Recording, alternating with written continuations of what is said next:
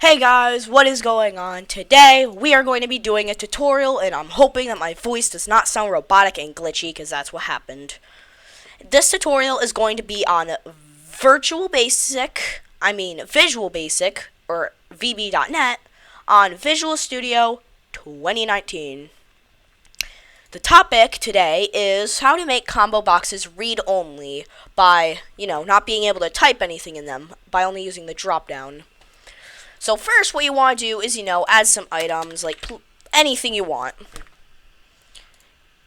And once you have all your items, click on the combo box, go to the events lightning bolt thing, scroll down until you find text update. Click that, and put in the following code, and I'll just read it out for you. If ComboBox2.selectedItem is not ComboBox2.items, the 2 is only because there was another combo box there. If your combo box number is different, please put that there.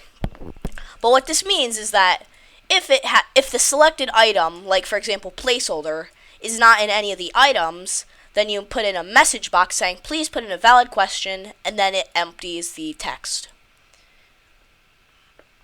And if you want to test it live, we can go check that out right now. It might take a little while. So as you can see, we are here on our test. So as you can see, I put in placeholder, I put in test, it works fine. If I try and remove anything, it says that, and it clears it. If I try putting in like anything at all, it just won't let me.